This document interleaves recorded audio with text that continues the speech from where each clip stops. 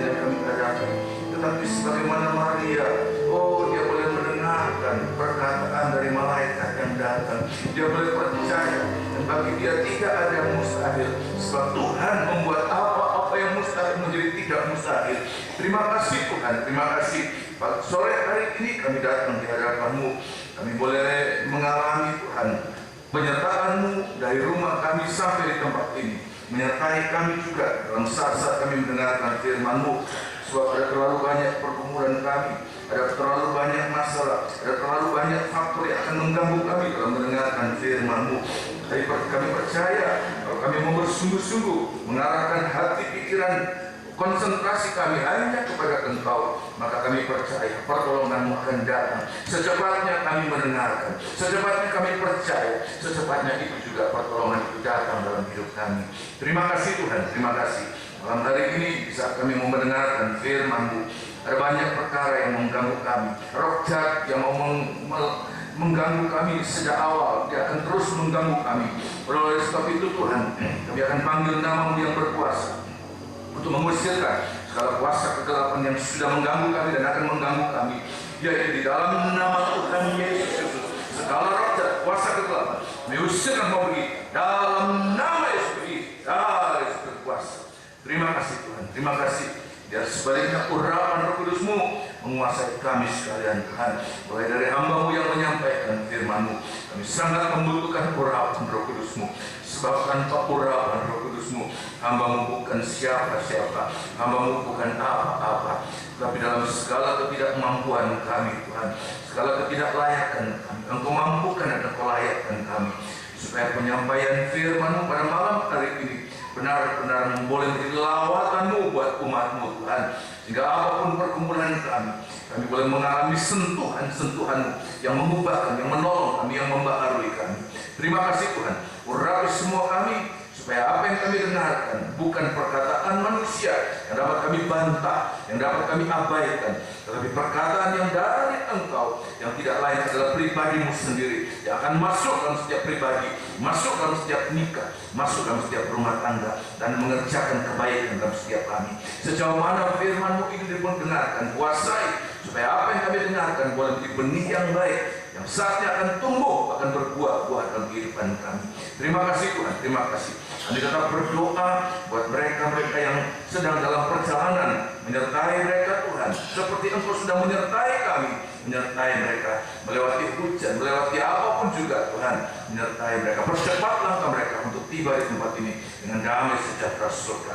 Dalam nama Tuhan Yesus kami alaskan doa kami ini. Haleluya, amin.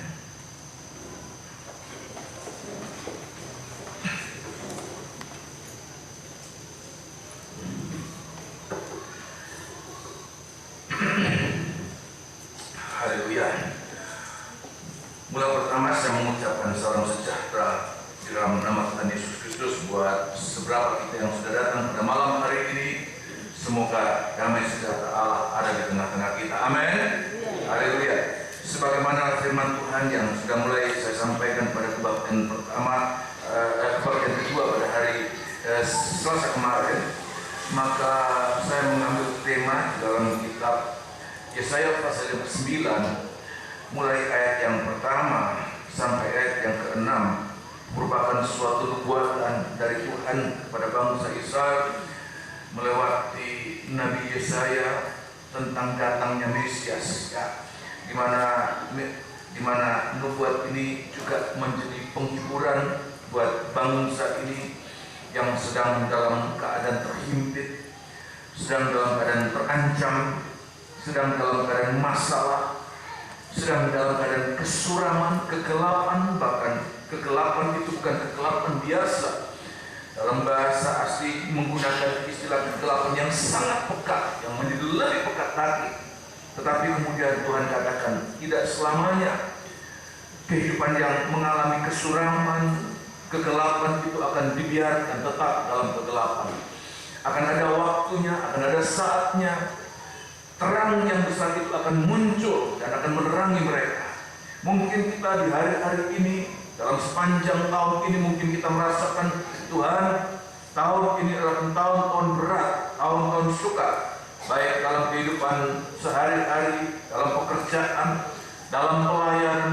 Kami melayani, kami juga mengalami ada banyak masalah, ada banyak sesuatu yang membuat kami merasakan bahwa tahun ini, tahun 2014, bahkan tahun-tahun sebelumnya, bukan masa yang mudah untuk kami lewati. Seperti kami diliputi dengan kegelapan, kesuraman. Tetapi ayat ini mengatakan, akan datang waktunya, terang yang besar akan bersinar atas kita. Amin. Haleluya. Dan terang itu akan memberikan kita suatu pengharapan baru untuk masa depan yang lebih terang lagi, yang lebih cemerlang lagi, untuk mengalami pada saat mendatang kita akan dibawa kepada kota terang, yaitu Yerusalem baru. Oleh sebab itu, dan kita hari-hari ini mempersiapkan diri. Memang kita mungkin mengalami banyak perkara, tapi jangan putus pengharapan karena masalah, tetapi tetap menaruh pengharapan itu kepada Tuhan. Sebab Dia yang akan membuat segala-galanya menjadi baik.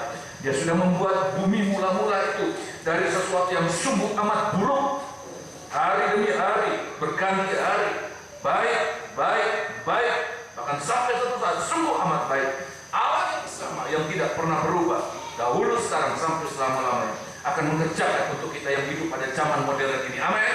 Dia tidak pernah berubah. Manusia harus berubah, sebab manusia jauh dari kesempurnaan. Allah tidak perlu berubah, sebab Dia sudah sempurna untuk merubah kita yang tidak sempurna ini. Ya, malam hari ini, sebagaimana apa yang saya sampaikan kepada kita sekalian pada hari Rabu kemarin, bahwa apa yang membuat gelap itu berubah menjadi terang, yaitu ada 3 jawabannya pada ayat yang ke-3, 4, dan ayat yang ke-5. Malam hari ini saya akan lebih menitik beratkan pada ayat yang ke-5. Tetapi saya akan membawa kita dalam pembacaan ini, yaitu pada ayat yang ke-3, 4, dan 5. Tetapi perhatikan sangat pada ayat yang ke-5, sebab titik berat kita pada malam hari ini pada ayat yang ke-5 ini, ya. Ayat yang ke-3 mulai. Kitab Yesaya pasal yang ke-9. Kitab Yesaya pasal yang ke-9, mulai ayat yang ke-3.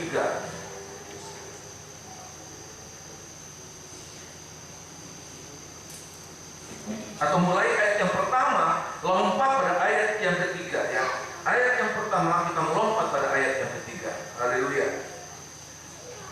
Kitab Yesaya pasal yang ke-9, saya menunggu semua menemukan dalam Alkitab masing-masing dan baca, sebab pembacaan pertama ini sangat penting supaya kita tidak ada keraguan apa benar ini hamba Tuhan mengatakan sesuatu itu menurut firman Allah yang tertulis atau menurut keinginannya, pikirannya, teorinya. Bukan, tetapi kita harus punya kontrol, dan kontrol itu adalah firman Allah yang tertulis, Alkitab kita, ya. Ayat yang pertama, Yesaya pasal 9 ayat yang ke-3, 4, dan 5. ya. Ayat yang pertama lebih dahulu. Ayat yang pertama, Ya. bangsa yang berjalan di dalam kegelapan telah melihat terang yang besar. Ya. Mereka yang diam di negeri kegelapan, atasnya terang telah bersinar. Ayat yang ketiga langsung. Kenapa itu terjadi? Sebab kuk yang menekannya, Nomor 1 jawabannya, sebab kuk yang menekannya, dan gandar yang di atas bahunya, ya, serta tongkat si penindas, ya. telah kau patahkan seperti pada hari kekalahan Midian. Ini yang pertama. Semua yang menjadi beban, ini yang membuat suramnya kehidupan kita, suramnya pelayanan kita. Ada beban-beban yang kita pikul yang tidak terpikulkan. Saya mengatakan semua itu dipatahkan oleh Tuhan.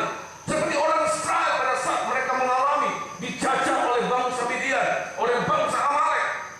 Dan Tuhan membangkitkan Gideon untuk mengatakan kok perhambaan itu. Tuhan katakan seperti hal yang sama Tuhan akan mengerjakan terang itu bersinar atas kita, ya. Ayat yang keempat, Sebab setiap sepatu tentara yang berderak-derak, ya, dan setiap jubah yang berlumuran darah, ya. akan menjadi umpan api. Semua pengalaman berdarah-darah kita, semua ancaman seperti deru perang yang datang makin hari makin dekat. Seperti gerak, ya, suara sepatu tentara itu yang datang untuk menyerbu. Derap itu makin hari makin jelas kita rasakan, makin jelas kita makin menyebabkan ketakutan. KBR mengatakan semua nanti akan mengalami amarah Allah, murka Allah. Mereka akan masuk dalam pembakaran api murka Allah. Dan ayat yang kelima, sebab seorang anak telah lahir untuk kita, dan sebab seorang anak telah lahir untuk kita, seorang putra telah diberikan untuk kita, diberikan untuk kita, lambang pemerintahan ada di atas bahunya, dan namanya disebut orang penasihat ajaib, Allah yang perkasa, Bapa yang kekal, Raja damai. Terima kasih. Inilah yang mengubahkan kesuraman, kegelapan menjadi terang yang besar sedang bersinar atas kehidupan kita. Segala yang negatif itu dilalukan oleh Tuhan.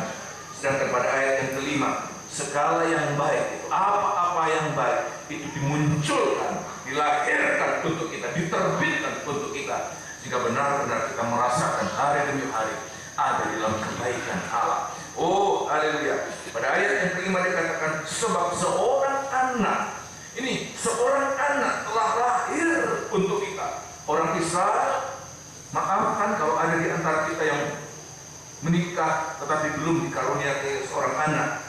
Tetapi bangsa Israel, kalau ada nikah yang tidak ada anak itu, seperti mereka tidak punya pengharapan. Tapi yang mengatakan seorang anak telah lahir untuk kita. Bahkan disebutkan seorang putra. Orang Israel dan banyak juga etnis-etnis yang ada di dunia ini, kalau belum memiliki seorang putra, biar anak perempuannya ada 9, rasanya seperti belum punya anak. Kenapa? Seperti garis keturunannya itu terputus. Nanti nama keturunannya tidak akan mewarisi nama dari ayahnya. Tapi yang mengatakan seorang putra telah diberikan untuk kita. Dan putra yang diberikan bukan putra seorang manusia, bahkan putra seorang raja biasa, raja manusia sekalipun, tapi putra yang diberikan buat kita, itulah putra Allah. Ini suatu pengharapan untuk sesuatu yang baik Tuhan berikan buat kita. Sehingga kalau kita bisa mengerti ini, maka apa yang membuat kita putus asa, putus pengharapan? Walaupun mungkin kita mengalami seperti kita menghadapi suatu masa gelap yang panjang. Terus terang, ada kalanya saya sempat berpikir, Tuhan, kapan masa kegelapan ini, masa kesuraman ini akan berakhir, berganti dengan terang yang besar. Sempat saya berpikir demikian, kapan Tuhan mengalami masa kegelapan yang seperti panjang dan seperti kita tidak tahu kapan akhir dari masa kesuraman itu. Tapi Alkitab mengatakan malam hari ini, semoga kita bisa menerima apa yang sudah Tuhan berikan buat kita, sediakan buat kita. Seorang anak telah lahir untuk kita, seorang putra diberikan untuk kita. Amin. Nah, malam hari ini saya akan sampaikan ayat yang kelima ini di dalam 3 bagian besar, yaitu kalau disebutkan seorang anak telah lahir untuk kita dan seorang putra telah diberikan untuk kita, bahwa siapa yang memberikan itu adalah Allah sendiri. Allah memberikan anaknya, Allah memberikan putranya. Dan apa yang harus kita alami dalam hari-hari ini, walaupun kita sedang mengalami masa kegelapan panjang, masa kesuraman panjang yang sampai membuat kita hampir putus asa, dan mungkin malam hari ini ada yang sempat berputus asa dalam pekerjaan, dalam usaha, dalam sekolah, dalam apapun, rasanya Tuhan, masa kegelapan itu seperti tidak habis-habisnya. Malam hari ini saya mengatakan, poin yang pertama yang harus kita alami, kalau Allah memberikan anaknya, kalau Allah memberikan putranya, maka apa yang harus kita lakukan? Yaitu kita bisa menerima anak yang diberikan untuk kita sekalian. Amin. Haleluya. Kita menerima ini, sebab walaupun Tuhan sudah memberikan, tetapi kita tidak menerima, kita pun tidak akan mengalami sesuatu yang baik dalam kehidupan kita. Oleh sebab itu ini yang harus kita pegang malam hari ini. Apapun pergumulan kita, apapun masalah kita, apapun kegelapan yang sedang kita alami, maka nomor 1, tetap menerima. Menerima itu apa? Percaya. Percaya pada firman Allah. Memang pada ayat ini dituliskan, belum langsung besok kemudian anak itu ada. Tidak. Ada kurang lebih 700 tahun kemudian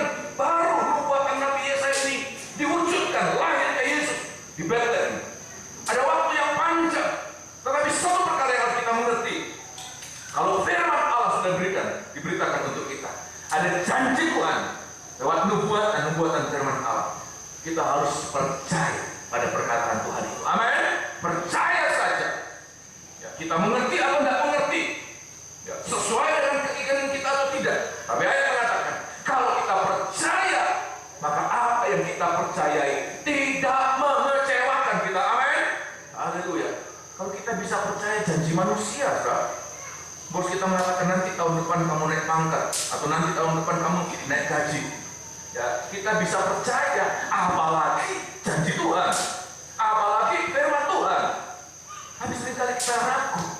Maka saya akan bawa dalam kitab Injil Lukas pasal yang kedua, pada saat orang-orang Israel dalam kesibukan pada saat itu, mereka sedang dalam kesibukan yang sangat sibuk, sebab ada dekret yang dikeluarkan oleh Kaisar pada saat itu untuk semua orang-orang yang ada di seluruh jajaran kekaisaran Romawi pada saat itu untuk mendaftarkan diri. Ada sensus besar dan ada orang-orang seperti terabaikan. Mereka di luar aktivitas dunia yang hiruk-pikuk itu.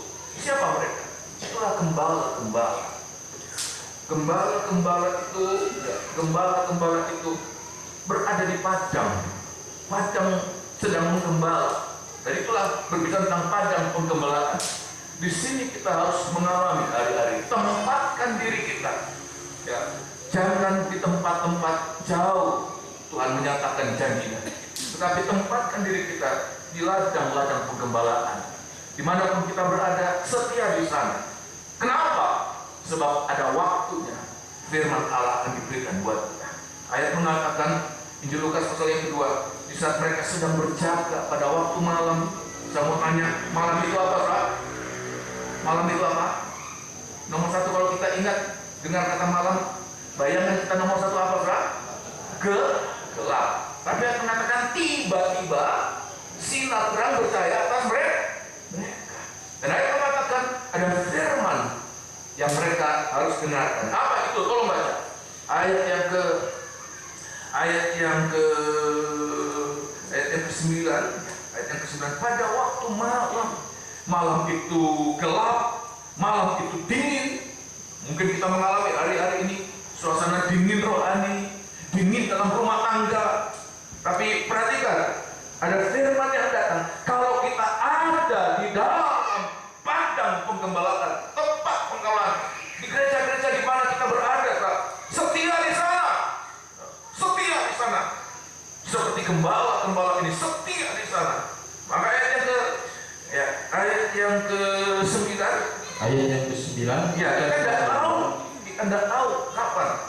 Ayat yang ke-9. Ayat yang ke-9 bisa tiba-tiba ya, berdirilah si orang malaikat Tuhan. Nah, malaikat Tuhan itu bisa Tuhan pakai hamba-hamba Tuhan yang datang mengunjungi. Tadi Bapak ya, pembawa pujian mengatakan hamba-hamba Tuhan datang. Bisa hamba-hamba Tuhan yang datang, penginjil-penginjil.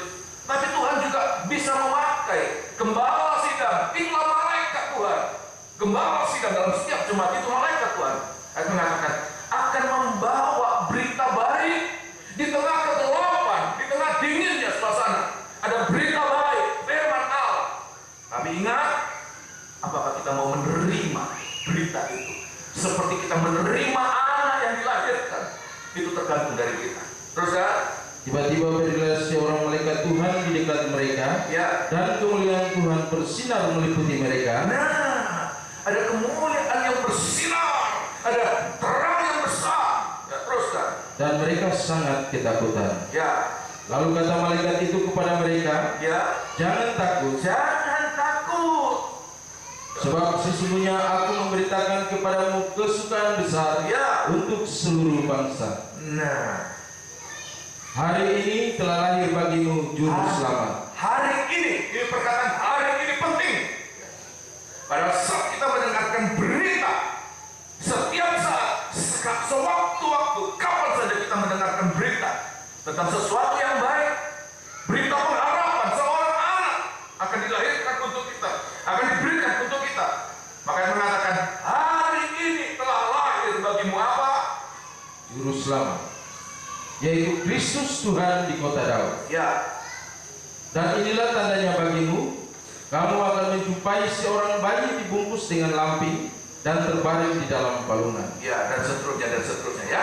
Dia sudah bisa tahu ceritanya, sudah bisa mengerti bahwa ayat mengatakan waktu mereka mendengar itu, maka ayat mengatakan hari ini lahir juru selamat.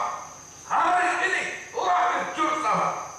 Alkitab mengatakan kalau kita menerima, secepatnya kita menerima berita tentang lahirnya juru selamat, kalau kita menerima dia yang sudah datang sebagai juru selamat, secepatnya kita mengerti, secepatnya kita menerima, secepatnya kita percaya, secepatnya itu juga keselamatan akan turun di dalam kehidupan kita. Amin. Ya, jangan tunda. Oh besok. Tidak. Ayat mengatakan sebagaimana berita itu bisa tiba-tiba datang, firman itu datang untuk kita, untuk memberikan kita pengharapan, maka seharusnya secepat itu juga kita mempercayai. Walaupun pada saat itu orang Israel dalam keadaan tidak berpengharapan, mereka dalam penjajahan Romawi pada saat itu. Tetapi kalau Tuhan katakan hari ini telah lahir juru selamat, maka keselamatan itu juga akan datang dalam kehidupan kita. Karena kita mengatakan hanya orang yang percaya, hanya orang yang menerima yang akan mengalami keselamatan itu. Saya rindu untuk semua kita. Coba baca Injil Yohanes pasal yang ketiga. Kitab Injil Yohanes pasal yang ketiga ini ayat yang paling populer di kalangan Injil, bahkan kita semua kalangan orang Kristen. Injil Yohanes pasal yang ketiga ayat yang ke-16. Oh, hanya orang yang mempercayai, yang menerima, ya, tidak menunda-nunda, tetapi harus hari ini kita dengarkan, hari ini kita percaya, hari ini keselamatan itu datang atas kehidupan kita. Jangan menunda. Ya. Felix, waktu dia diberitakan kepada dia tentang berita keselamatan, tentang berita kehakiman, tentang kebenaran, dia jadi takut. Dia katakan nanti lain kali saja engkau berbicara. Lain kali kalau ada hari baik, dia menunda. Hari itu dia sudah mendengarkan, tapi dia menunda. Dan saya tahu dia tidak pernah mengalami hari baik. Sebab apa dia lakukan hari baik? Hari ini adalah hari baik untuk kita. Amin. Hari ini berita itu datang. Hari ini kita harus percaya. Jangan menunda. Kepala penjara di Filipi, tengah malam, ya, Paulus dan Silas menyanyi. Ya, ayat mengatakan terjadi gempa bumi. Tengah malam itu dia hampir mati, sebab dia mengalami kecewaan. Dia hampir membunuh dirinya sendiri. Tapi hari itu dia mendengarkan firman Allah yang disampaikan oleh Paulus. Hari itu juga dia dan seluruh keluarganya diselamatkan. Percaya. Ya. Ayat ke-16 Injil Yohanes 3:16. Karena begitu besar kasih Allah akan dunia ini, Ya, sehingga Ia telah mengaruniakan anaknya yang tunggal, perhatikan, supaya setiap orang yang percaya kepadanya nomor satu tidak binasa. Nomor satu bukan mengerti. Mengerti itu nomor dua, tapi nomor satu adalah percaya. Mengerti tidak mengerti, tapi kalau kita yakin itu firman Tuhan, perhatikan ini penting. Ya, kalau kita sudah yakin itu firman Tuhan, ayat mengatakan percaya. Sebab setiap orang yang percaya tidak binasa, melainkan beroleh hidup yang kekal. Terima kasih. Hari ini kita mendengarkan ada kabar baik. Sinar akan bersinar atas kita. Pengharapan baru akan bersinar atas kita. Hari ini kita harus percaya. Amin, kasih. Sebab hanya orang yang percaya, bukan orang yang pintar, bukan orang yang kaya, tetapi hanya orang yang percaya. Siapapun juga, ayat mengatakan, maka keselamatan akan turun atas dia. Nomor satu, anak diberikan untuk kita. Tapi maukah kita menerima? Tuhan sudah memberikan. Ayat mengatakan anaknya cuma satu, tidak 4, tidak 9, tidak 10, tidak 12, hanya satu. Kita lihat di sini, Tuhan memberikan itu membuktikan bagaimana Dia sangat mengasihi kita. Sebab mana Dia mengasihi orang Israel, walaupun orang Israel pada satu orang Israel yang sudah mengalami mundur dari Tuhan, jauh dari Tuhan, sampai-sampai Tuhan katakan kepada Nabi Yesaya, beritakan firman kepada mereka, tapi buat mata mereka melekat tertutup, hati mereka menebal, sehingga biar mendengar tidak percaya, supaya mereka jangan kemudian merubah, dipulihkan. Tetapi malam hari ini Tuhan yang mengasihi kita, Dia memberikan putra. Tuhan menjanjikan suatu pengharapan yang baik, putra tunggal yang diberikan. Saya mengatakan terlalu jahat kalau kita tidak mau menerima, terlalu bodoh dan terlalu jahat kalau kita tidak mau menerima. Oleh sebab itu, terima juru selamat yang telah datang untuk kita. Untuk itu Dia datang. Hanya orang-orang yang percaya, hanya orang-orang yang akan mengalami keselamatan itu. Ya, jadi nomor satu adalah kita menerima atau percaya kepada anak yang diberikan untuk kita. Mau mengalami demikian, amin?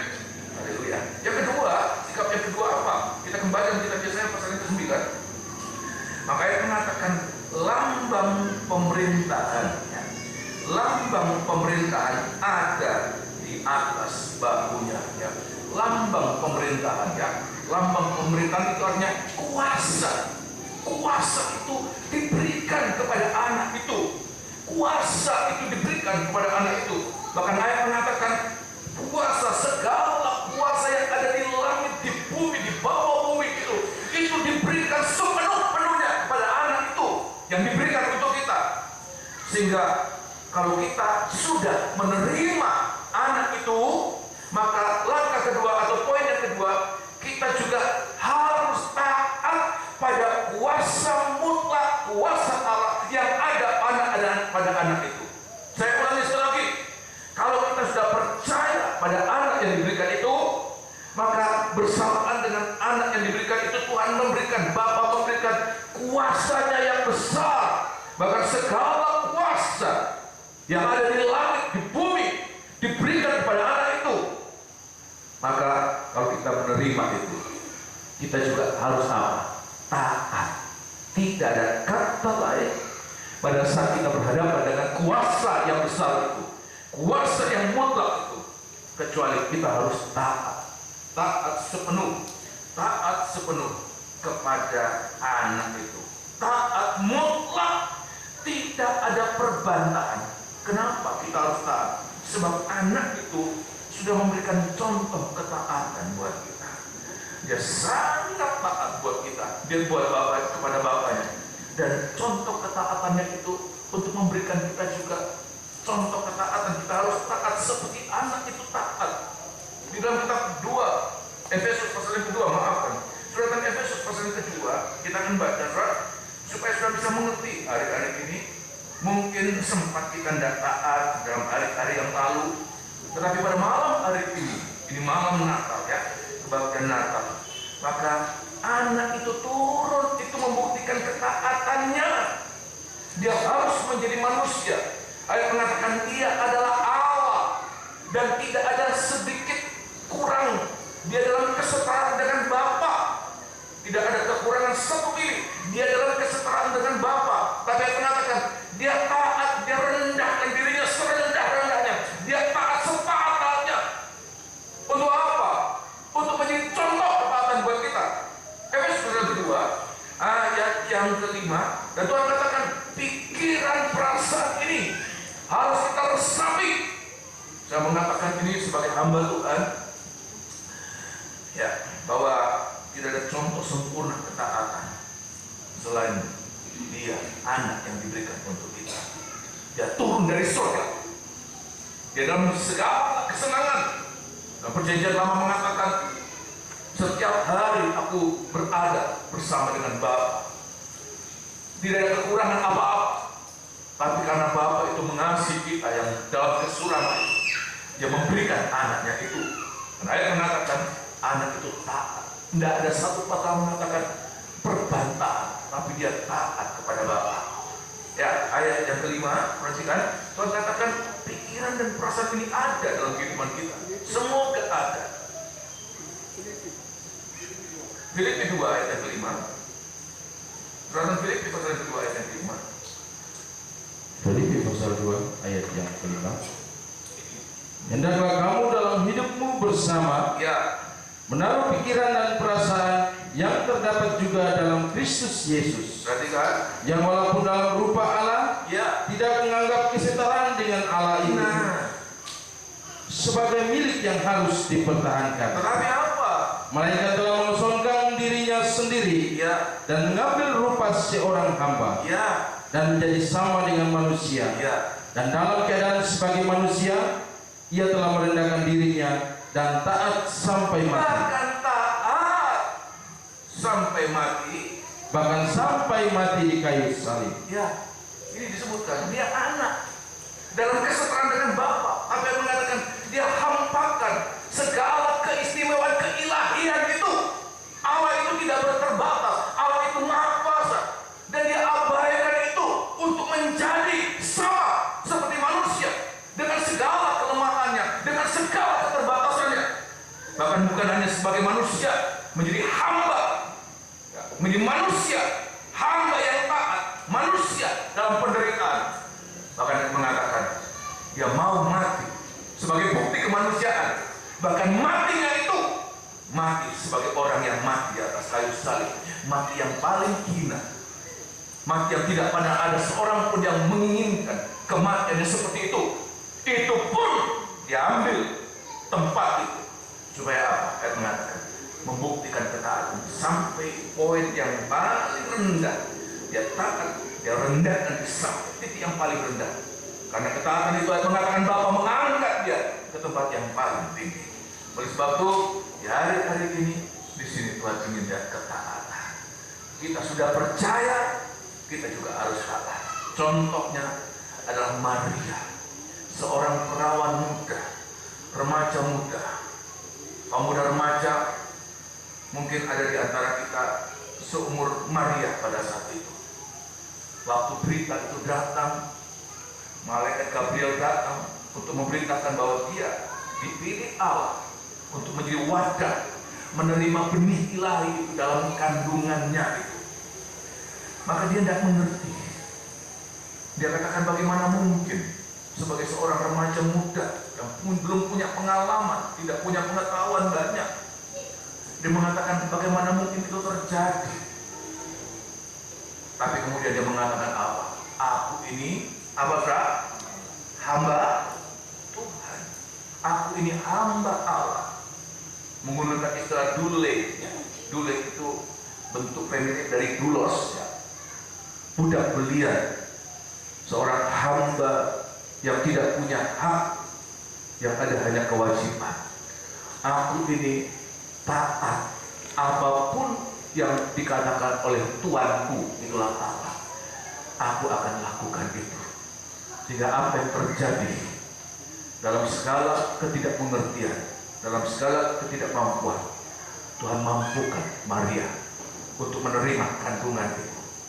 Bukan hanya menerima, bahkan melahirkan, bahkan membesarkan yang akan menjadi juru selamat untuk kita sekalian. Malam hari ini ada di antara kita mendapatkan perintah Tuhan, mendapatkan janji Tuhan. Tidak ada janji yang akan menyengsarakan kita. Semua janji-janji Tuhan itu baik, semua janji Tuhan itu ajaib. Tapi adakah kita mau taat pada janji Tuhan, taat pada perintah Tuhan? Alkitab sudah membuktikan semua keajaiban yang terjadi, baik itu yang dialami oleh umat Tuhan, bahkan oleh orang-orang kafir sekalipun, hanya akan mereka alami kalau mereka taat. Betapapun mereka tidak mengerti. Seorang janda di Sarfat ini orang kafir, pertama kali melihat Elia, tapi dia tahu itu adalah hamba Tuhan. Walaupun dia orang kafir, tapi dia tahu ini Elia hamba Tuhan. Saya juga mengalami tekoran. Banyak kali saya kalau berkenalan dengan orang-orang yang baru, tanya kerjaannya apa, saya katakan pendeta. Banyak yang tidak percaya, pendeta? Saya pikir-pikir apa muka saya, penampilan saya tidak seperti pendeta mungkin. Ya. Tapi Elia, orang pertama kali lihat orang kafir, bukan anak Tuhan, bukan orang Israel, tapi dia percaya hamba Tuhan, hamba Allah. Demi hamba demi Allahmu yang kau layani, padaku tidak ada tepung, tidak ada roti, hanya segenggam tepung, sedikit minyak. Tapi karena itu perkataan dari hamba Allah, itu juga perkataan Allah, maka dia lakukan. Maka hari itu dia mengalami mujizat. Bukan hanya untuk hari itu, tapi apa yang terjadi hari demi hari, dia alami mujizat. Dia hidup dari mujizat. Dia tidak mendapatkan mujizat yang dapat satu gudang tepung. Segenggam tepung itu tetap segenggam tepung, tapi segenggam tepung itu sanggup untuk memelihara itu 3,5 tahun masa kekeringan. Hari demi hari dia mengalami mujizat itu memelihara dia. Kenapa? Dia mau taat. Walaupun pikirannya tidak masuk akal, bagaimana mungkin ada seorang laki-laki minta makanan kepada seorang perempuan janda, miskin lagi, orang kafir lagi. Tapi dia hanya melakukan saja. Kenapa yang terjadi? Hari demi hari dia mengalami mujizat Allah. Semua mengalami demikian, amin. Hari demi hari dia mengalami mujizat Allah. Dalam setiap ketaatan, di situ mujizat Tuhan akan terjadi. Dia akan memelihara kita, dia akan menyelamatkan kita, dia akan memulihkan kita. Naaman orang kafir juga, tapi dia taat. Tuhan katakan, benamkan dirimu di sungai Yordan. Berapa kali, Saudara? Berapa kali, Saudara? Berapa? 7 kali. Kali pertama dia masuk, sudah sembuh? Sudah sembuh? Belum. Sebab wanita berapa kali, Saudara? 7 kali. Ketaatan sempurna. Sebab dia turun ke bumi juga menunjukkan ketaatan sempurna. Kedua kali bangkit, sudah sembuh? Belum. Bahkan sampai ke 6 kali dia masuk, bangkit lagi, belum sembuh. Tapi pada kali yang 7 itu angka sempurna, dia bangkit. Apa yang Tuhan janjikan, apa Tuhan firmankan, apa yang Tuhan membuatkan, terjadi. Oleh sebab itu hari ini, jangan logika kita membuat kita tidak taat. Bagaimana mungkin? Jangan keinginan kita, rencana kita. Supaya dia katakan, apa tidak ada sungai yang lebih baik? Di Syria sana, di Damsyik sana, sungai-sungai yang lebih baik. Abana dan Parpar itu lebih baik. Kenapa harus mandi di sungai Yordan? Logikanya berbicara lain, rencananya, keinginannya. Tapi pada saat dia taat, apa yang Tuhan sediakan, itu dia tidak pernah bayangkan. Bagaimana mungkin dia mendapatkan kulit yang baru, penampilan yang baru. Tuhan baharui sempurna. Itu gambaran buat kita. Senajis apapun juga kita, sekusta apapun juga kita. Tapi kalau kita mau taat pada firman Allah, Tuhan sanggup untuk menyempurnakan kehidupan kita. Amin, saudara. Bukan hanya membenarkan, bukan hanya menyucikan, tapi sampai satu saat kita seperti tak bercacat, tak bercelah di hadapannya. Firman Allah yang kita dengarkan akan bekerja untuk menyucikan kita. Saya tidak percaya kalau firman Allah itu tidak sanggup. Orang mengatakan, kenapa ada orang-orang yang bertahun-tahun mendengar firman Allah tapi tidak berubah-ubah? Bukan firmannya yang salah, orangnya nomor satu yang tidak percaya, yang kedua tidak apa? Taat. Kalau tidak taat, tidak percaya, tidak taat, jangan mimpi mengalami keajaiban Allah. Jangan mimpi akan mengalami terang bersinar atas kita. Tuhan menuntut ada kerelaan untuk percaya. Tuhan menuntut ada kerelaan untuk taat. Sebab di dalam ketaatan, di situ kita alami keajaiban. Keajaiban demi keajaiban. Bahkan apa-apa yang tidak pernah terbayangkan sebelumnya, Tuhan berikan buat kita. Amin. Haleluya. Dan yang ketiga, ya, ini poin-poin besar yang akan saya sampaikan malam hari ini, yaitu pada ayat yang ke-5 bagian terakhir. Dan namanya disebutkan orang penasihat ajaib, Allah yang perkasa, Bapa yang kekal, Raja damai. Disebutkan bahwa anak itu lahir sudah disiapkan apa saja? Suatu nama. Ya, suatu nama. Ya, dan bagi orang Israel dan rasanya semua, nama itu, di dalam nama itu terkandung karakter. Ya, sebagaimana nama itu diberikan sebegitu nanti karakter orang itu.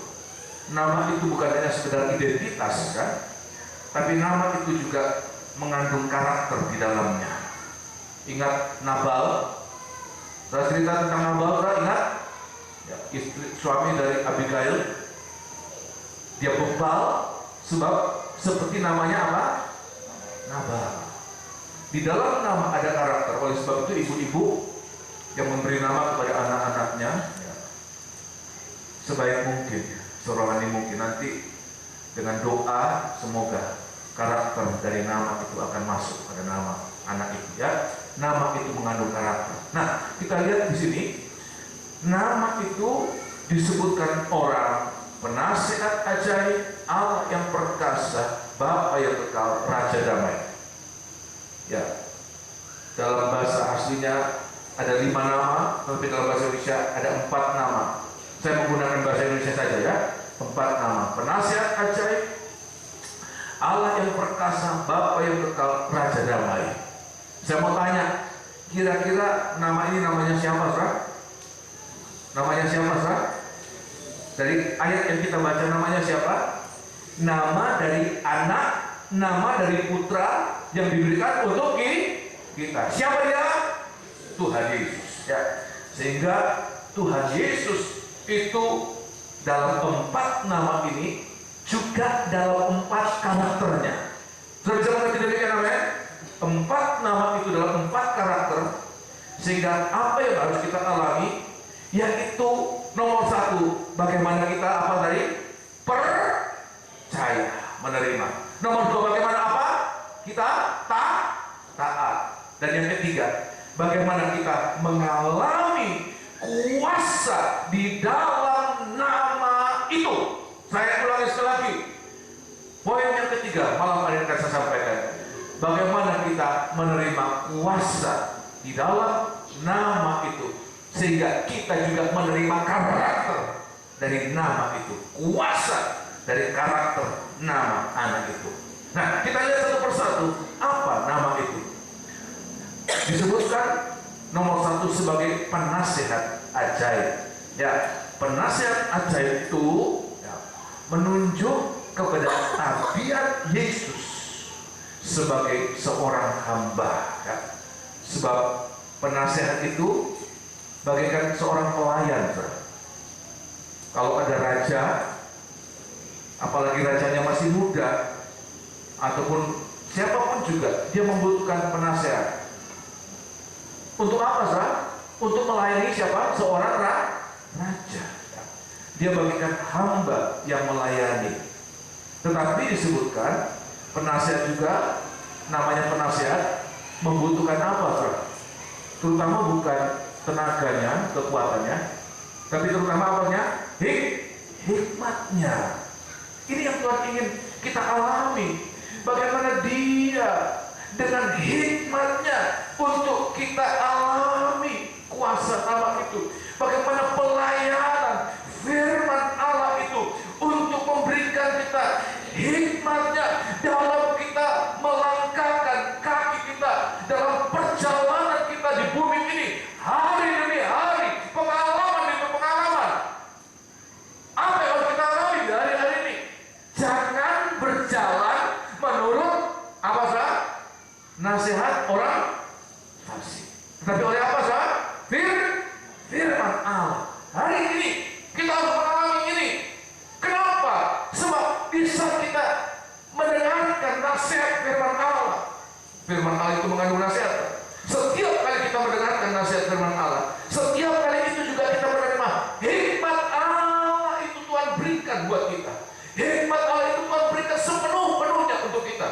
Sehingga walaupun kita ini sepertinya bodoh-bodoh saja, orang pikir apa kamu sekolahnya seperti apa. Murid-murid itu 12 murid, tidak ada orang dari mereka yang kemudian terpelajar. Orang biasa, cuma nelayan, memungut cukai, orang-orang biasa yang tidak terpelajar. Tetapi karena mereka menerima nama itu, mereka menerima firman Allah itu, maka orang yang terpelajar, para orang-orang profesor, doktor, mereka terheran-heran, hikmat dari mana ini? Sebab bukan hikmat manusia, hikmat Allah Tuhan berikan buat mereka. Sehingga saat menghadapi hikmat-hikmat dunia, ya, hikmat-hikmat manusia, yang paling mengerikan kita menghadapi hikmat tipu daya dari siapa sah? Si jahat. Akhir zaman ini zaman penyesatan. Akhir zaman penyesatan. Kita tidak dapat menghadapi dengan hikmat manusia. Kalau kita mengandalkan sekolah, kita tidak mungkin menghadapi ini. Ayat mengatakan iblis datang dengan penyesatan untuk menyesatkan orang-orang pilihan. Bagaimana mungkin kita menghadapi ini? Rasul Paulus katakan, kami menghadapi ini dengan hikmat dari Allah. Kalau kita mendapatkan hikmat Allah, sepandai apapun juga, walaupun orang lihat kita bodoh, orang biasa, seorang anak, polos, mereka tidak dapat menipu, menyesatkan kita. Tapi Ayat mengatakan kita akan mengalahkan mereka. Saudara kita namanya? Ya, kalau baca dalam kitab 1 Korintus ya, atau 2 Korintus pasal ke-10, hikmat Allah itu, Ayat mengatakan, biar kita bodoh. Rasul Paulus katakan kepada orang Korintus dalam 1 Korintus pasal 1, coba ingat pada saat kau dipanggil, ya, gak banyak yang pintar, gak banyak yang terpelajar, yang kuat, yang terpandang. Tapi apa yang bodoh itu dipilih Allah untuk mengalahkan hikmat dunia itu. Sebab hikmat dari Allah itu jauh lebih kuat. Sehingga kalau kita bisa mengerti ini, Tuhan katakan jangan takut menghadapi apapun juga. Saya selalu teringat Bapak Pendeta Hong, ayah saya, yang katakan, hamba Tuhan jangan main politik. Polos saja, kita punya hikmat dari dunia. Biar mereka main politik, kalau kita jalan dengan hikmat Tuhan, mereka nanti akan terbanting-banting sendiri.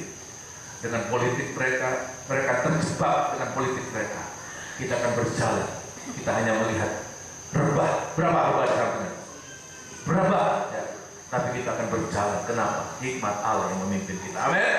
Ya, tidak takut. Kalau kita tulus, kita hikmat dari Tuhan, tidak takut. Rasul Paulus katakan itu, 2 Korintus. Katakan 2 Korintus pasal 10. Kitab 2 Korintus pasal 10. Ya, biar kita kelihatannya biasa, orang biasa dan terpelajar, dibodohi ya bisa saja, pikirnya begitu. Kita mengatakan hikmat Allah itu melebihi hikmat apapun juga, bahkan hikmat iblis, ini binatang yang tercerdik, yang paling licik yang pernah ada, itu tidak mampu untuk menyesatkan kita. Pada akhir zaman ini, bukan hanya anak-anak Tuhan, hamba-hamba Tuhan akan disesatkan. Tapi ingat, kalau kita menerima kuasa dari bayi yang dilahirkan, dia penasehat ajaib dengan hikmatnya, maka kita akan terima itu, memberikan kita hikmat untuk mengalahkan semua kepalsuan yang ada di dunia ini, ya, yang tidak dapat diterong dengan hikmat manusia. Ayat yang ke-5 ya, atau ayat yang ke-4, 2 Korintus pasal 10 ayat yang ke-4. 2 Korintus pasal 10 ayat ke-4. Ya, karena senjata kami dalam perjuangan bukanlah senjata duniawi, ya, melainkan senjata yang diperlengkapi dengan kuasa Allah, ya, yang sanggup untuk meruntuhkan benteng-benteng. Ayat yang ke-5 perhatikan. Kami mematahkan setiap siasat orang, ya, semua siasat, semua seluk-beluk, ya, praktek apa ini ya, ya, semua, ya, tipu muslihat, siasat, kiat-kiat orang untuk menjatuhkan kita. Terus dan merubuhkan setiap kubu yang dibangun oleh gangguan manusia, ya, untuk menentang pengenalan akan Allah. Ya, kami menawan segala pikiran dan menaklukkannya kepada Kristus. Terima kasih. Hari ini dengar dan taat, maka kita akan alami kuasa nama itu. Suatu saat Tuhan katakan, aku bersyukur kepadamu Bapa, engkau menyembunyikan kepada orang-orang berhikmat, tapi engkau bukakan buat orang-orang kecil. Siapa ini? orang-orang yang mau percaya, yang mau taat, orang-orang yang mau merendahkan diri, maka Dia bukakan buat kita. Sebab segala kuasa itu diberikan kepada Dia. Tuhan bukakan buat kita. Walaupun kita tidak sekolah, walaupun kita tidak terpelajar, asal kita mau taat, maka kita akan lihat hikmat Allah itu akan dibukakan buat kita. Kita tidak akan terjebak pada tipu daya si iblis. Ini peperangan kita yang paling kuat. Tuhan katakan dalam Efesus pasal yang ke-6 bahwa peperangan kita yang kuat bukan saat kita menghadapi sakit penyakit, tantangan, bukan. Tapi kita menghadapi tipu daya si jahat. Kita menghadapi itu hari-hari ini, dan kita tidak dapat melawan dengan hikmat manusia. Sebab hikmat manusia tidak dapat ditandingi dengan tidak bisa menandingi hikmat iblis. Buktinya siapa? Adam dan Hawa. Dan itu yang menjadi ketakutan Rasul Paulus. Aku takut, jangan-jangan iblis berhasil memutar balikan dan memperdayakan kamu. Tapi kalau kita mendapatkan hikmat Allah, mengatakan kita dapat mematahkan semua siasat, semua tipu daya, semua segala sesuatu yang mau menjatuhkan kita. Ya, seperti jerat-jerat yang akan membelenggu kita, akan menjatuhkan kita. Kita akan berjalan dalam hikmat Allah. Semua mengalami demikian, amin? Ya, hikmat Allah, ya, hikmat Allah. Ada nasihat, ya, ada nasihat dari Tuhan, hikmat dari Tuhan. Ada saya juga membaca dalam kitab Amsal, ya, kitab Amsal pasal yang ke-11. Tuhan katakan nasihat itu yang paling penting menjaga kita, ya. Kitab Amsal ayat ini sudah digunakan oleh Badan Intelijen Israel, Mossad. Mereka menggunakan moto dengan ayat ini, ya, di dalam Amsal pasal yang ke-11. Tetapi kita lebih dari itu, ya. Amsal pasal yang ke-11 ayat yang ke-14, ya, ayat yang ke-14 disebutkan. Amsal pasal yang ke-11, kita memiliki penasihat yang ajaib. Semua ilmu, semua hikmat Dia kuasai, ya. Ayat yang ke-14, ya, jikalau tidak ada pimpinan, jatuhlah bangsa. Ya, tetapi jikalau penasihat banyak, nah, keselamatan ada. Terima kasih. Ada nasihat, dan nasihat itu datang, ya, ada nasihat itu datang dari satu pribadi. Itulah Tuhan Yesus lewat firman-firman-Nya. Setiap nasihat yang kita percayai, setiap nasihat yang kita taati, setiap nasihat itu memberikan kita berhikmat. Karena kita mengatakan hikmat itu dapat mengatasi hikmat dunia. Kita tidak perlu minder walaupun kita tidak terpelajar secara jasmani, sebab hikmat Allah mengatasi segala-galanya. Amin, kasih. Haleluya. Yang kedua, ya, disebutkan apa? Dan dengan hikmat Allah itu, ya, sebagaimana hikmat Allah itu untuk pelayanan, ya, kaum muda, kalau engkau bersekolah dan Tuhan memberikan kita hikmat, bukan sekedar ilmu yang kita dapatkan, tapi ada hikmat. Hikmat itu digunakan untuk melayani. Saya katakan kepada sidang jemaat bahwa sekarang ini kita belajar, kita bekerja, itu seperti kita sedang magang. Semua nanti kebisaan itu ditambah dengan hikmat Allah, itu harus suatu saat berguna untuk pelayanan. Berguna untuk pelayanan. Ada mereka bekerja dalam bidang ekspor impor, ya. Ada yang bekerja dalam kosmetik. Saya tidak tahu ini kosmetik gunanya apa dalam pelayanan. Tapi saya percaya ada satu waktunya, ya, bahwa semua itu akan berguna untuk pelayanan. Sebab hikmat itu untuk kita mulai melayani sebagai hamba yang melayani Tuhan. Demikian kita akan mengalami itu. Amin. Haleluya. Ya, ini nama yang pertama, penasihat ajaib. Yang kedua adalah Allah yang perkasa. Allah yang perkasa. Allah yang perkasa, ya, menunjukkan kepada kemahakuasaan Allah, ya. Sebab Yesus itu juga adalah anak Allah. Sudah bisa mengerti demikian, amin? Dia hamba, tapi juga dia anak Allah. Dia anak Allah. Dia Allah yang maha kuasa. Nah, untuk apa ini? Untuk apa? Kalau kita percaya bahwa dia Allah yang maha kuasa, bukan hanya percaya, tapi sampai mempercayakan diri. Ini harus penting. Kita harus mengalami kuasa itu. Kalau kita tahu dia Allah yang maha kuasa, dia Allah yang maha kuasa, Allah yang perkasa, maka kita juga mempercayakan diri sepenuh kepada dia. Maka kita akan melihat kemahakuasaan itu akan mengiringi setiap masalah kita, setiap langkah hidup kita. Tidak ada masalah yang terlalu besar yang tidak dapat diselesaikan oleh Allah yang maha kuasa. Amin. Ya, ini perkataan ini pertama kali diucapkan oleh Musa. Ya, Musa ini hamba Tuhan saat dia memimpin orang Israel untuk keluar dari tanah Mesir. Dan apa yang terjadi? Tuhan menyatakan kemahakuasaannya. Aku akan dengan tangan yang terancung akan melepaskan kamu. Orang Israel tidak mungkin keluar, walaupun mereka lebih banyak dari orang Mesir, tapi mental mereka sudah hancur. Walaupun mungkin pintu terbuka, mereka tidak bisa lari. Mental mereka sudah hancur. Tapi Tuhan katakan kepada Musa, tangan Allah yang perkasa itu, tangan Allah yang maha kuasa itu akan terancung memimpin engkau keluar. Dan apa yang terjadi? Orang Israel keluar. Tapi bukan berarti orang Israel keluar selesai masalah. Seringkali kita mengalami demikian. Kita mengalami ditolong oleh Tuhan dari satu masalah, tapi kita menghadapi masalah yang baru. Apa masalah yang baru? Pada saat orang Israel keluar dari tanah Mesir, menghadapi sungai, bukan sungai, laut kosong, suatu kebuntuan. Tapi kita lihat sekali lagi, Allah yang perkasa itu sanggup untuk membuka pintu-pintu yang tertutup. Saudara pikir amin? Ya.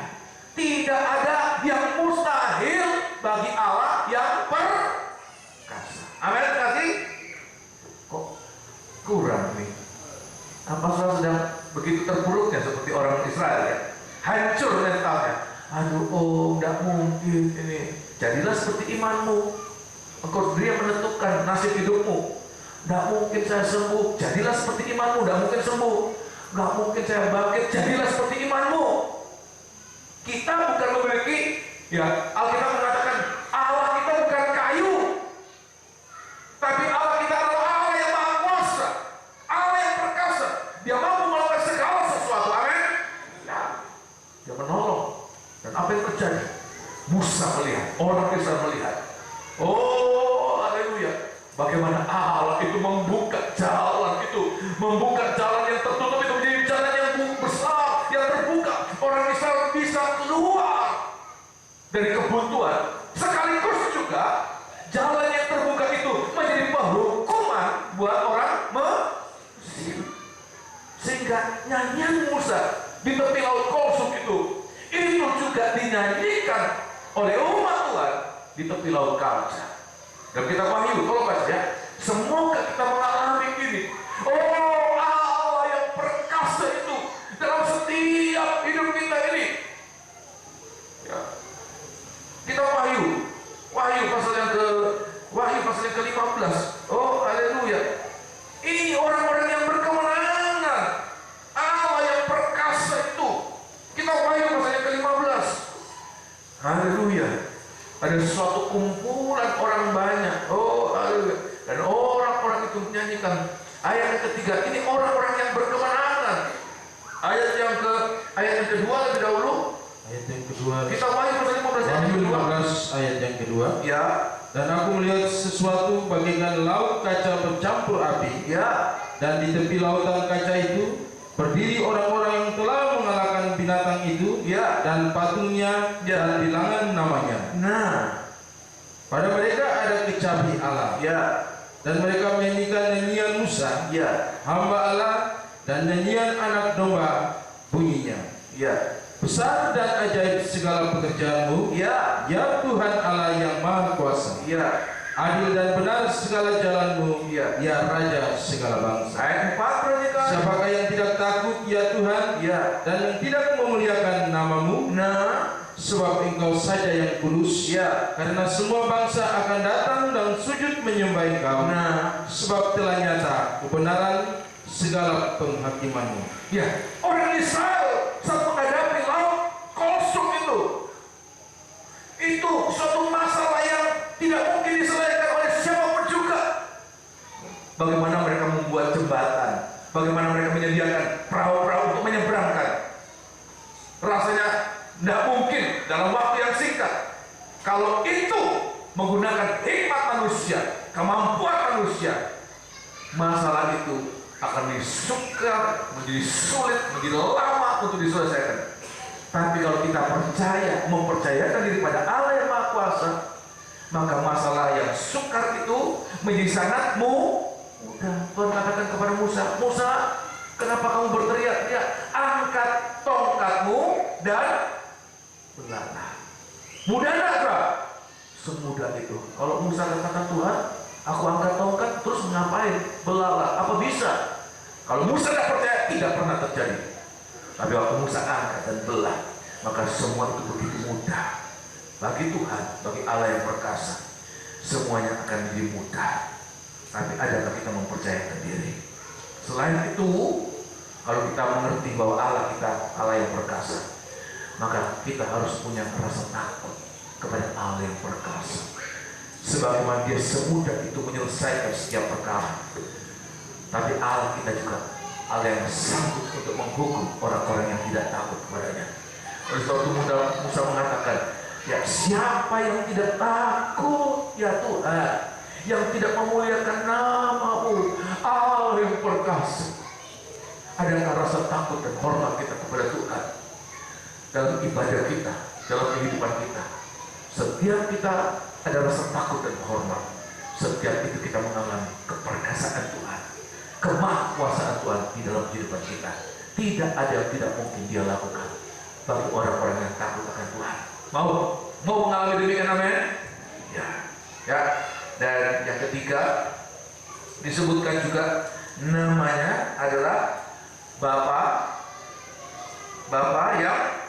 yang kekal. Ya, saudara, jangan dikacaukan dengan status Allah Bapa. Ya, Yesus disebutkan Bapa yang kekal, bukan berarti Dia mengambil posisi dari Allah Bapa, Dia menjadi Bapa, bukan. Tetapi Yesus disebutkan Bapa yang kekal untuk menunjukkan keadaannya sebagai apa? Manusia. Dia Bapa dan kita adalah anak-anak. Nah, salah satu tugas dari seorang bapa untuk anak-anaknya, selain memelihara dia, tugas yang paling penting dari sekedar memelihara, yang seringkali banyak manusia tidak menjalankan tugas ini. Banyak bapak-bapak tidak menjalankan tugas ini. Bapak-bapak pikir cukup siapkan uang, sekolahkan anak setinggi mungkin, memberikan dia pekerjaan, dan cukup tugasnya sebagai seorang bapak. Tapi saya mengatakan tugas seorang bapak tidak sesederhana itu. Ada tanggung jawab yang lebih besar dari sekedar hanya memelihara mereka secara jasmani, adalah mendidik mereka. Dan itulah Tuhan. Tuhan Yesus sebagai Bapa untuk menyatakan apa?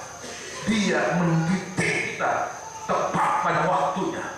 Dia mendidik kita pada saat kita melakukan kesalahan. Dia mendidik kita untuk menyatakan apa yang benar yang harus kita lakukan di hari ini.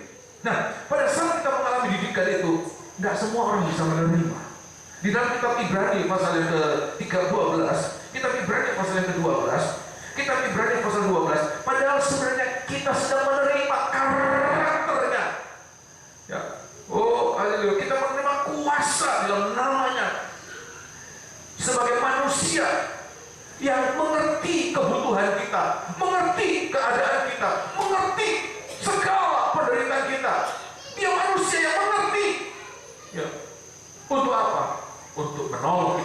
pada waktunya. Nah, Ibrani pasal yang ke-12, tolong baca, kita Ibrani pasal yang ke-12. Nah, ayat mengatakan, bapak mana yang tidak mendidik anaknya, mengganjar anaknya? Ibrani pasal yang ke-12. Kita Ibrani pasal 12 ya. Oleh sebab itu di hari-hari ini mungkin kita merasakan ada ganjaran Tuhan, ajaran Tuhan lewat firman yang keras. Ya. Saya tidak tahu apakah Bapak Gembala dalam menyampaikan firman sudah cepat merasakan, Opa keras sekali, saya tidak mau masuk gereja lagi. Opa terlalu keras. Ada enggak? Oh, bagus ya, baik. Sebab itulah didikan Tuhan. Ada banyak kali kita mengalami, bukan hanya itu. Kalau firman Allah diberikan masih bandel, dan mengatakan tongkat itu bekerja. Itu tongkat ajaran. Sebab Bapa yang mengasihi anaknya itu menghajar anaknya pada waktunya. Amin. Ya, tolong baca ayat yang ke-7. Ibrani pasal yang ke-12. Ibrani 12 ayat yang ke-7. Ya. Jika kamu harus menanggung ganjaran, Allah memperlakukan kamu seperti anak. Di manakah terdapat anak yang tidak dihajar oleh ayahnya? Ya. Tetapi jikalau kamu bebas dari ganjaran yang harus diderita setiap orang, Ya. maka kamu bukanlah anak, Ya. tetapi anak-anak gampang. Jadi kalau kita sudah salah, kita tidak pernah merasakan firman Allah itu seperti cambuk yang mencemeti kita. Perhatikan, maaf, kita tidak pernah merasakan dia sebagai manusia, Bapa, seperti Bapa yang merasakan, yang mengerti keadaan anaknya, membutuhkan apa. Teruskan. Selanjutnya dari ayat kita yang sebenarnya kita beroleh ganjaran, Ya. dan mereka kita hormati. Ya. Kalau demikian, bukankah kita harus lebih taat kepada Bapa segala roh, supaya kita boleh hidup? Ya. Sebab mereka yang mendidik kita dalam waktu yang pendek sesuai dengan apa yang mereka anggap baik, tetapi Dia menghajar kita untuk kebaikan kita, supaya kita beroleh bagian dalam kekudusan-Nya. Ayat yang ke-11. Memang tiap-tiap ganjaran pada waktu ia diberikan tidak mendatangkan sukacita, Ya. tetapi duka cita. Ya. Tetapi kemudian ia menghasilkan buah kebenaran yang memberikan damai kepada mereka yang dilatih olehnya. Terima kasih. Alkitab mengatakan, kalau kita dididik oleh Tuhan, maka kita dididik untuk kebaikan kita, dididik untuk kekudusan kita. Dan saat Tuhan berbicara kepada Raja Salomo, dia akan menjadi, aku akan di bapaknya, dia akan jadi anakku, tapi akan ada waktunya. Kalau dia melakukan kesalahan, aku akan mengganjar dia, aku akan menghajar dia. Sebaiknya kita baca ya, suratan 1 Samuel ya, maafkan ya, 2 Samuel pasal yang ke-7. 2 Samuel pasal yang ke-7 ya, 2 Samuel pasal yang ke-7. Kitab 2 Samuel pasal yang ke-7. Ada orang-orang yang alergi dengan ajaran ini, padahal itu berarti mereka tidak pernah merasakan perhatian seorang bapa. 2 Samuel pasal yang ke-7 ayat yang ke-14 dan ayat yang ke-15. Kitab 2 Samuel pasal yang ke-7. Itu adalah kasih sayang Bapa kepada kita. 2 Samuel 7 ayat 14. Ayat 14. Ya. Aku akan menjadi bapaknya. Ya, ini nubuatan Tuhan buat Salomo. Walaupun Salomo belum ada waktu itu. Aku akan menjadi bapaknya, Dan ia akan menjadi anakku. ia akan menjadi anakku. Apabila ia melakukan kesalahan, maka aku akan menghukum dia Ya. dengan rotan yang dipakai orang dan dengan pukulan yang diberikan anak-anak manusia. Nah, Tetapi kasih setiaku tidak akan hilang daripadanya, ya, seperti yang kuhilangkan daripada Saul, ya, yang telah kujauhkan daripadamu. terima kasih ya. Jadi kalau kita mengalami ajaran Tuhan, mungkin lewat firman yang keras. Saya tidak tahu apa firman yang kita dengarkan malam tadi cukup keras. Kalaupun saya merasakan keras sekali, Oh Pak, jangan undang lagi hamba-hamba itu, terlalu keras ya.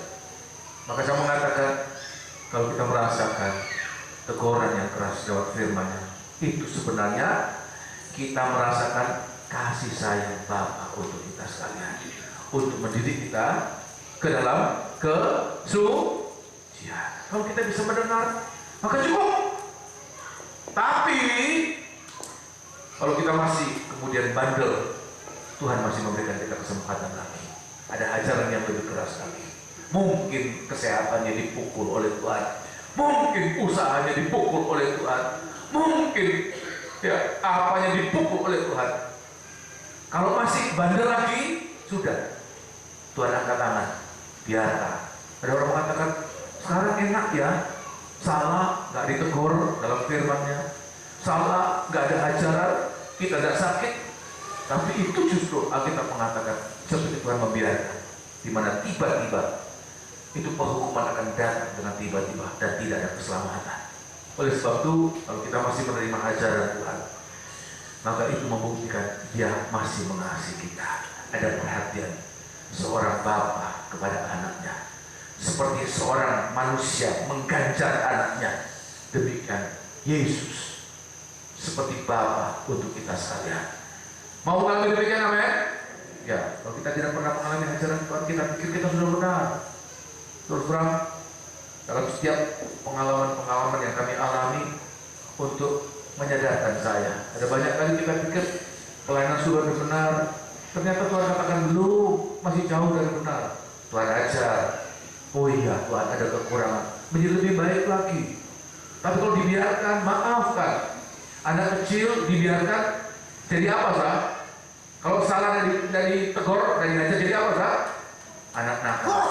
Bertumbuh jadi apa? Remaja nakal. Kalau besar jadi apa sah? Bukan cuma nakal, jadi apa? Jahat. Oleh sebab itu di hari-hari ini Tuhan mengasihi kita. Tuhan katakan Salomo tidak akan bernasib seperti Saul. Saul dibiarkan oleh Tuhan. Ada saatnya Saul pada saat kepikiran dia mau cari ajaran Tuhan, ganjaran Tuhan. Firman datang, dia tolak. Firman datang, dia tolak. Saatnya dia membutuhkan bimbingan, dia tidak mendapatkan apa-apa. Alkitab mengatakan lewat nabi, lewat urip, lewat apapun mimpi, tidak ada saat dia mengalami kebinasan. Hari itu dia mengalami kebinasan. Oleh sebab di hari-hari ini ganjaran Tuhan. Kenapa? Tuhan tidak rela dari kita mengalami kebinasan seperti Saul. Tapi kalau kita mengalami kesalahan, ayat mengatakan tongkat itu untuk mengembalikan kita pada jalan yang benar. Amin. Haleluya. Ya. Dan yang terakhir, dia disebutkan dia adalah Raja Damai. Ya. Dia Raja Damai. Dia Raja. Raja itu adalah orang yang berkemenangan. Raja itu orang yang berkemenangan. Tetapi disebutkan dia adalah Raja Damai. Raja Damai untuk apa? Membawa kita suatu saat kita akan mengalami pemerintahan bersama dengan Raja Damai itu. Kita akan mengalami masa yang sangat indah. Sudah belum pernah membayangkan itu. Di bumi kita masuk pada era di mana kita masuk Raja Damai akan menguasai pemerintah. Itulah pada zaman kerajaan 1000 tahun damai. Mungkin ini terlalu dalam untuk sebagian orang, tapi dalam kitab Wahyu mengatakan kerajaan 1000 tahun damai itu kerajaan yang damai. Di sana dia akan memerintah sebagai raja, raja di atas segala raja. Kenapa? Sebab semua penduduk kerajaan damai itu adalah raja-raja. Siapa mereka? Orang-orang yang mengalami kemenangan. Kemenangan atas apa? Kemenangan atas segala sesuatu yang membuat hati itu tidak damai. Saya mengatakan ini, kita harus hari-hari ini berperang dan menang. Untuk apa? Mengalahkan segala sesuatu membuat hati itu tidak damai. Apa yang membuat hati tidak damai? Amin. Apa saudara? Dosa. Pada saat Adam dan Hawa belum berdosa, semuanya damai. Tetapi pada saat dia berdosa, damai itu hilang dari dia, damai terenggut dari dia. Tapi bagi kita, Tuhan memberikan kita kesempatan. Walaupun kita seperti hilang damai sejahtera karena kita berdosa, tapi anak itu diberikan untuk kita. Supaya apa? Dia menjadi jalan pendamaian. Ayat mengatakan kita boleh mengalami pendamaian. Kita boleh mengalami pendamaian walaupun kita sudah jatuh.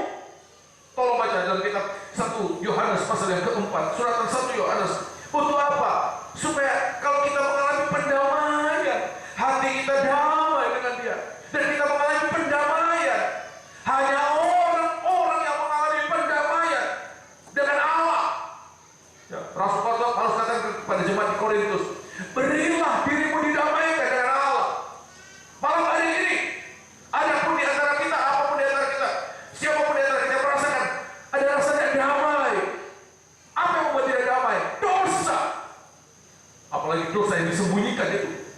Hati itu membuat kita tidak damai.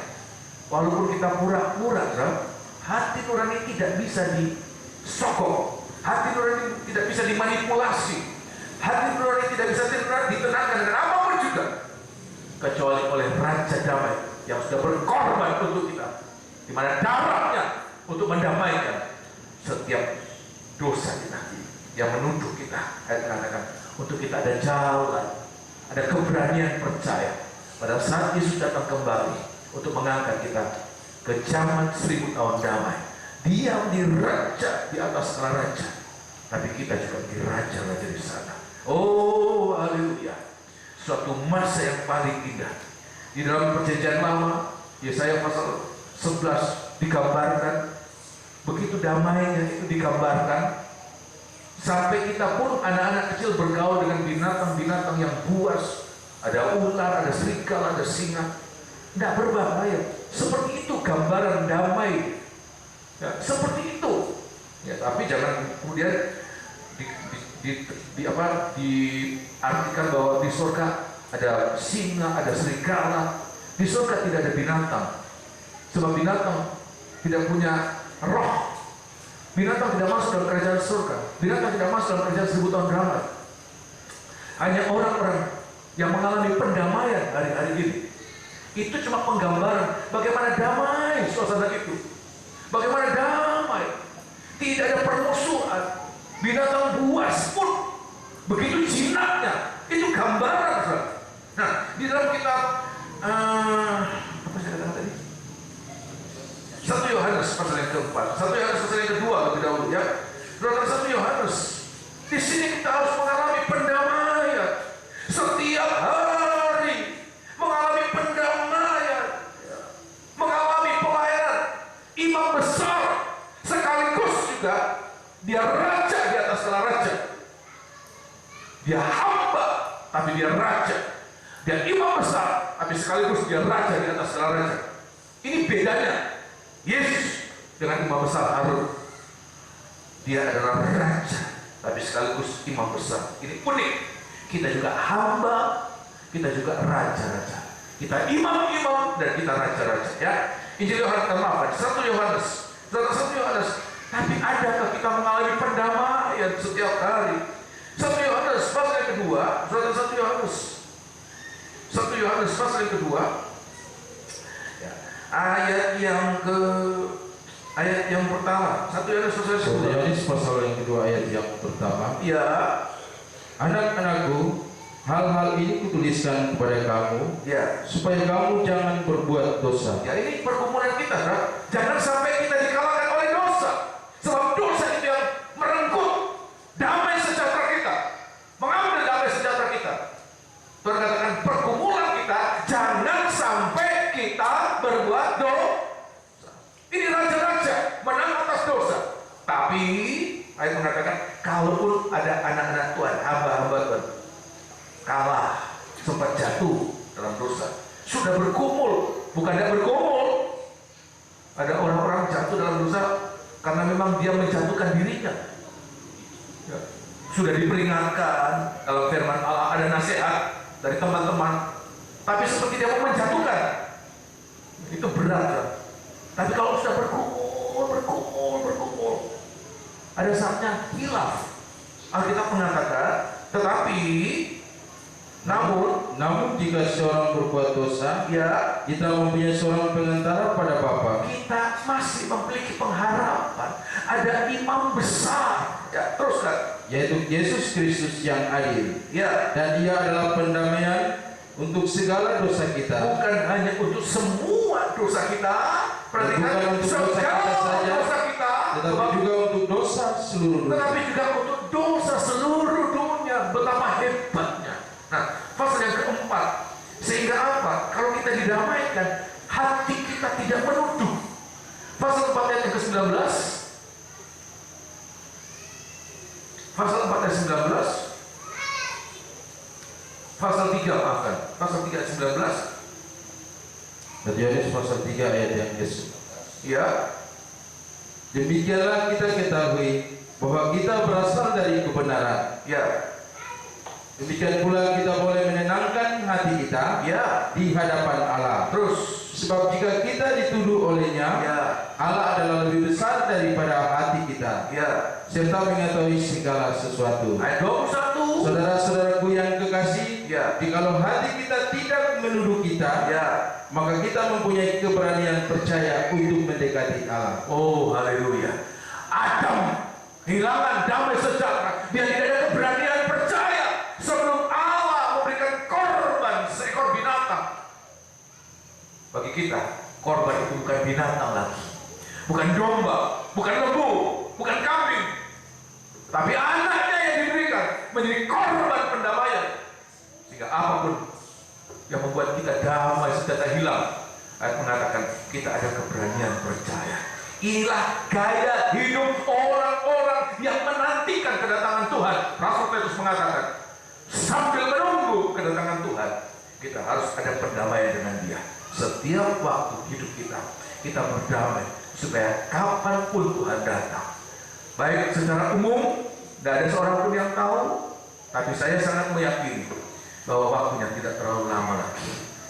Tapi Tuhan juga bisa datang sewaktu-waktu secara pribadi. Ini yang tidak bisa kita prediksi. Pemazmur mengatakan, Tuhan katakan batas akhir hidupku, itulah saat Tuhan datang buat dia secara pribadi. Katakan kapan aku mati, seolah-olah demikian, menyambut kedatanganmu. Tapi bagi kita di hari ini, kalau kita mengalami pendamaian setiap hari, mengalami pendamaian setiap hari, itu yang membuat hati kita merindukan.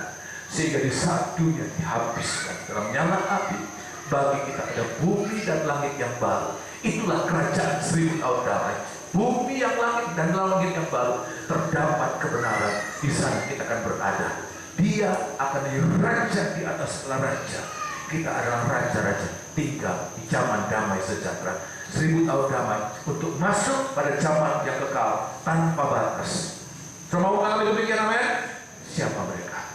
Hanya orang-orang yang hari-hari ini diperdamaikan dengan Tuhan. Alami kuasa pekerjaan dari namanya Raja Damai.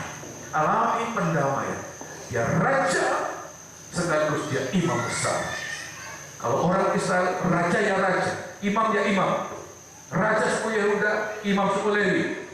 Tapi ayat mengatakan dia adalah raja, tapi juga dia adalah imam besar. Tidak ada dari keturunan Harun yang mengalami demikian. Dia raja, dia imam besar menurut peraturan Melkisedek. Malam hari ini nama yang harus kita alami. Kita alami. Dia adalah penasihat ajaib.